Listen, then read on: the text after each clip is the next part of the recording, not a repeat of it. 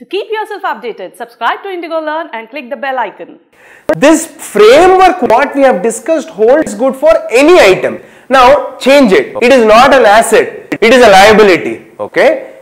Liability. Go to the ledger account. In the ledger account of liability you have opening balance. Instead of 2 balance brought down you will have buy balance brought down. And transaction, you took extra loan in the current period. If you have taken extra loan in the current period, again come to the audit comfort bucket. First item, test of compliance with laws and regulations. What are all the laws and regulations regarding loans? What does Companies Act say? Check those points whether they have been followed or not. What do any accounting standard points tell us? Check whether they have been followed or not. Is there any point in CARO regarding this? Check whether it is followed or not. Right? So all those points. Then test of controls.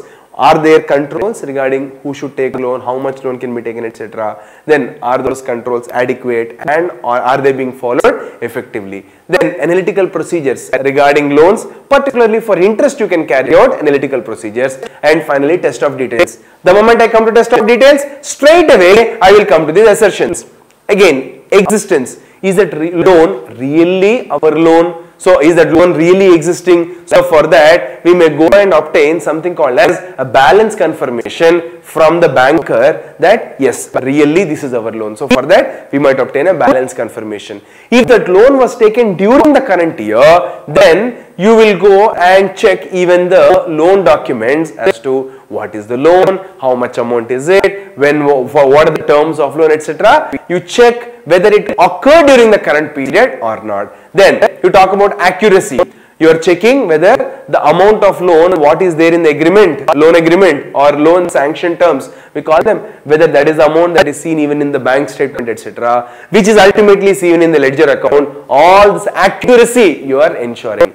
Then completeness, whether the entire loan amount, the closing balance, whether it is currently getting reflected in the books of account. Then you are talking about valuation, the value at which it is shown, is it appropriate or not, you are checking that. Of course, it will get clarified when banker gives a letter saying this is the closing balance of loan. Naturally, the closing balance value will get clarified. Obligation, rights and obligations. Talk about obligation. The banker, when they give a letter, they should clearly write, this is the amount of loan from so and so party. So they should clearly write the party's name. So check the name of the entity who took loan, because obligation should have been in that person's name. So if I am the person who took loan, the banker should give a letter saying, yes, this person owes me so much money. Alright. So obligation, you are checking the name of that particular party on the banker letter, or you call it balance confirmation. Then cutoff. If the loan was taken during the period, see, cutoff is an assertion which is only for transactions which have occurred during the period. So if a loan was taken during the period, then there will be cutoff assertion which you can check. If a loan was repaid during the period, cutoff assertion can be checked. So basically, if a transaction has occurred during the period, it should be recorded. If it has not occurred, it should not be recorded. As simple as that. You are checking that. And finally, presentation and disclosure as to whether it is correctly accounted in the appropriate account, whether it is correctly classified into balance sheet or P&L item, and whether it is correctly disclosed in the financial statements as per the respective framework. Like say company means there is Schedule 3 framework, whether it is presented as per that or not. All these points you should check.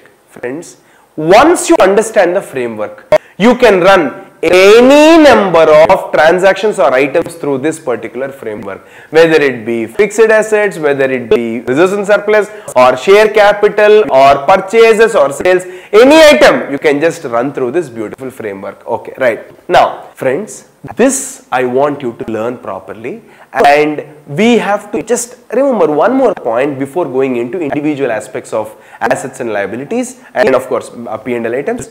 It is in the assertions, listen carefully. When you're talking about assertions, existence is always a balance sheet item, is always for balance sheet items. Means it should be for closing balance. Is that closing balance or whatever you see for asset or liability, is it really existing or not? Is it really existing or not? So it's a pure balance sheet item. But occurrence is purely a transaction. What do I mean by transaction? If it is an addition or deletion to balance sheet item, and a purchase of asset happened, can be called as, you can check it under occurrence. Sale of asset happened, whether it has really occurred or not, you are checking, right? So occurrence is for transaction. Transaction means it can be a balance sheet item increase or decrease, or it will be P&L item. So something like sale, whether it has really occurred or not, you are checking. So it is a P&L item. Purchases, have they really occurred or not, you are checking. So that is again it is a point relating to occurrence. Are we clear about it? Existence is always balance sheet item. Occurrence is always for transaction. Transaction means increase or decrease to balance sheet items, and all the P&L items come under occurrence. Then accuracy is for both balance sheet and P&L. Completeness is also for both balance sheet and P&L. Valuation again is exclusively for balance sheet closing balances. The value at which they are carried in the balance sheet, whether that value is appropriate or not. So valuation again is for balance sheet closing balances. Then rights and obligations. I told you that right means an asset is generally the right of the entity. Liability is the obligation of the entity. Now, what about incomes? Incomes are the rights of the entity. Expenses are the obligations that we have met for the entity. So basically, incomes, expenses, of course, expense, even if obligation is not paid off, still it can come under expense. So you are checking whether incomes and assets are the rights of the entity, whether expenses and liabilities are the obligations of the entity. So rights and obligations apply to balance sheet items as well as P&L items, right? Come to cutoff. Cutoff is only for transactions. Cutoff is only for transactions. When I say it is only for transactions, it is only for anything which has something like increase or decrease to the assets or P&L items. So only for such points you can check the cutoff. So increase or decrease in the asset, right? So you are saying purchase of asset or sale of asset. You can see whether it is a transaction which occurred during the accounting period, whether it should be recorded here or whether it should be recorded in the next year or whether it should have been recorded in the previous year. You can check. Similarly, when I talk about P&L items, sales. Is that sale pertaining to current period? If it is pertaining to current period, it should be recorded in the current period. If it is not, it should not be recorded in the current period. As simple as that. So you are checking all these points under cutoff assertion. So cutoff assertion is only for transactions. When I talk about presentation and disclosure will be more for overall presentation and disclosure in the financial statements level. Okay, so you got an overview of how you have to approach this particular chapter.